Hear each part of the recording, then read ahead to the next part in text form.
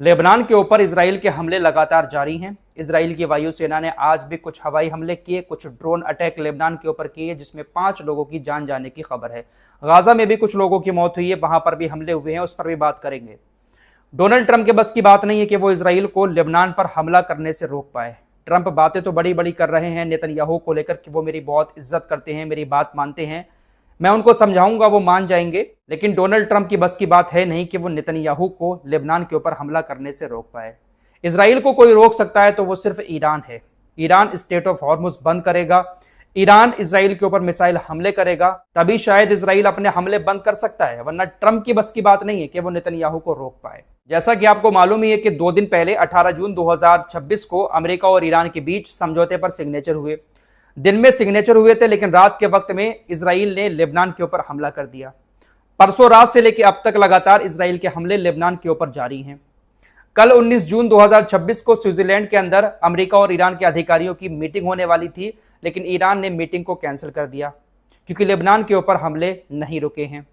खबर ऐसी आई कि स्टेट ऑफ हॉर्मुज को भी ईरान ने दोबारा से बंद कर दिया। समझौते पर सिग्नेचर होने के बाद स्टेट ऑफ हॉर्मुज को ईरान ने खोल दिया था, लेकिन जैसे ही लेबनान के ऊपर इसराइल की तरफ से हमले किए गए और हमले जारी रखे गए, स्टेट ऑफ हॉर्मुज को एक बार फिर से ईरान ने रात बंद कर दिया था। जब स्टेट ऑफ हॉर्मुज बंद हुआ तो हड़कंप मच गया। उसके बाद कतर, सऊदी अरब, अमेरिका और ईरान, ये तमाम देश बीच में पड़े और लेबनान के बॉर्डर पर सीज फायर का ऐलान हुआ। डोनाल्ड ट्रंप ने दावा किया कि हमने इसराइल से बात कर ली है, सीज फायर के लिए नेतन्याहू राजी है। उधर हिजबुल्लाह से भी कतर और ईरान के कुछ अधिकारियों ने बात की और कहा कि हिजबुल्लाह भी सीज फायर के लिए राजी है। रात के वक्त में कल सीज फायर का ऐलान लेबनान के बॉर्डर पर कर दिया गया था। यह सीज फायर का ऐलान दोबारा किया गया। ईरान और अमेरिका के समझौते पर सिग्नेचर होने के बाद हमले किए, उसके बाद कल शाम के वक्त में सीज फायर का ऐलान लेबनान के बॉर्डर पर हुआ था, लेकिन इस सीज फायर को भी इसराइल ने तोड़ दिया। इसराइल की वायुसेना ने आज लेबनान के ऊपर हमले किए, ड्रोन से हमले किए, 5 लोगों की जान गई और बहुत सारी बिल्डिंगें जमींदोज हो गई। इसराइल हर एक समझौते को तोड़ रहा है, हर एक सीज फायर को खत्म कर रहा है। ऐसा ही अगर चलता रहा, इसराइल के हमले जारी रहे, तो ईरान सभी समझौतों को तोड़कर हो सकता है कि इसराइल के ऊपर मिसाइल अटैक कर दे।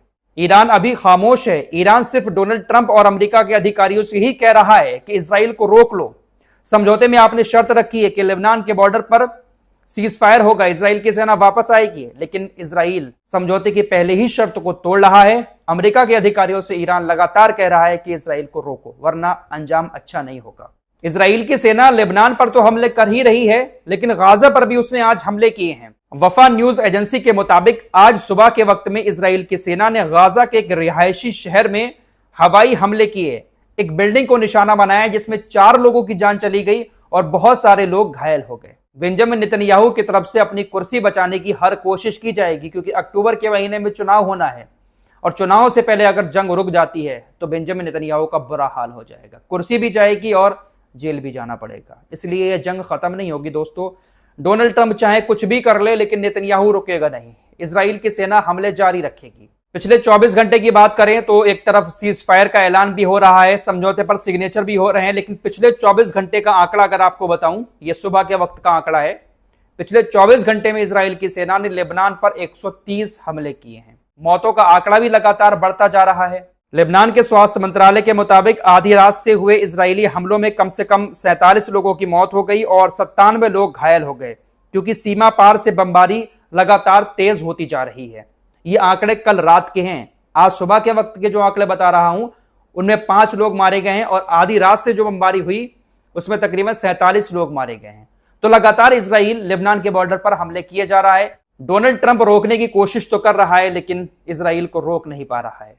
दोस्तों, डोनाल्ड ट्रंप और उसके अधिकारियों को यह बात शायद पहले से मालूम थी कि समझौते के बाद भी इसराइल हमले बंद नहीं करेगा, लेकिन डोनाल्ड ट्रंप को ऐसा लग रहा था कि समझौता हो जाएगा तो हम नेतन्याहू को मना लेंगे।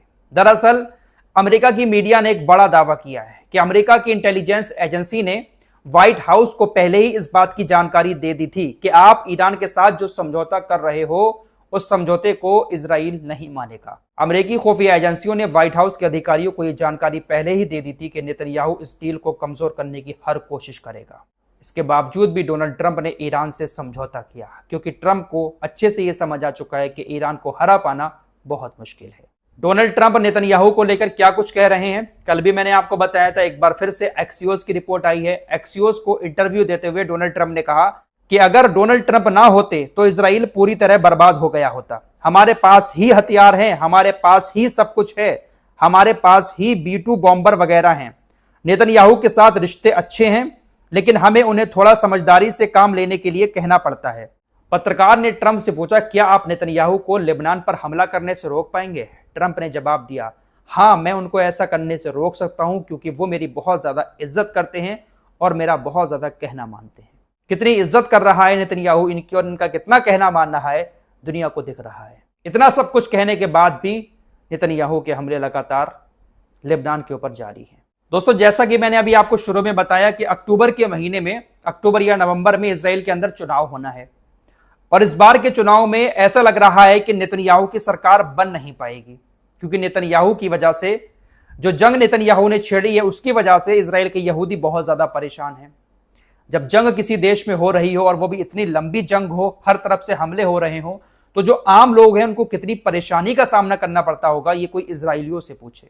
इजराइल के यहूदी अपने घरों में जाकर सोते हैं, कभी हिजबुल्लाह की तरफ से हमला हो जाता है, कभी ईरान की तरफ से, कभी हमास, कभी हिजबुल्लाह, लगातार इजराइल के ऊपर हमले होते रहते हैं। अपने घरों में सोते हैं, थोड़ी देर सायरन बजना शुरू हो जाते हैं, फौरन सबको बंकरों में भागना पड़ता है।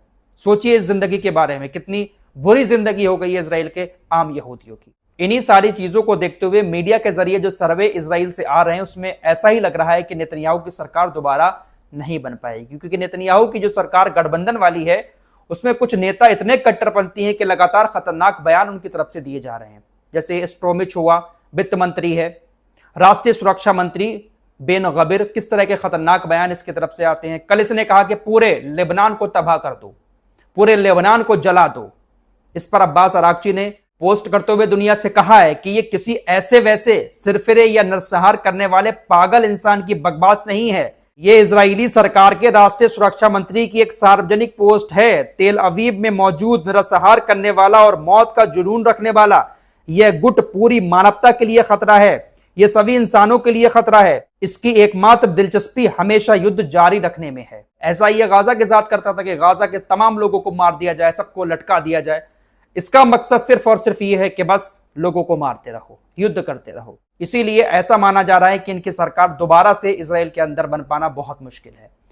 फिलहाल ऐसी भी खबरें आ रही हैं, इजराइल का मीडिया चैनल 12 ऐसी रिपोर्ट दे रहा है कि अमेरिका के अधिकारी इजराइल के विपक्षी नेताओं से बातचीत करने की कोशिश कर रहे हैं।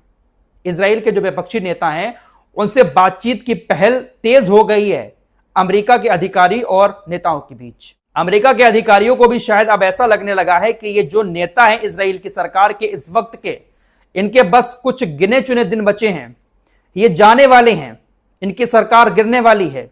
इसलिए जो विपक्षी पार्टी के नेता हैं, हो सकता है कि उनकी सरकार इजराइल के अंदर बन जाए। अमेरिका के अधिकारी उनसे बातचीत करने की कोशिश कर रहे हैं। यह दावा इजराइल का चैनल 12 कर रहा है। डोनाल्ड ट्रंप का कार्यकाल तो काफी लंबा है, नेतन्याहू के बस कुछ महीने ही बचे हैं। हो सकता है कि नेतन्याहू से ट्रंप किनारा कर ले, सरकार जाते ही ट्रंप इसको मुंह भी नहीं लगाएगा। इसीलिए शायद अमेरिका के अधिकारी विपक्षी नेताओं से कांटेक्ट कर रहे हैं। फिलहाल कुल मिलाकर बात यह है कि आने वाला दौर वो है कि जुल्म करने वाला इस दुनिया में ही लोगों के सामने बुरी तरह से जलील होने वाला है। अब ईरान और अमेरिका के बीच समझौता तो हो चुका है, सिग्नेचर भी हो चुके हैं, लेकिन अब देखने वाली बात होगी कि ट्रंप नेतन्याहू को हमला करने से रोक पाता है या फिर ईरान ही आगे आकर इजराइल को रोकने की कोशिश करेगा। लेटेस्ट अपडेट जानने के लिए हमारे साथ जुड़े रहिए।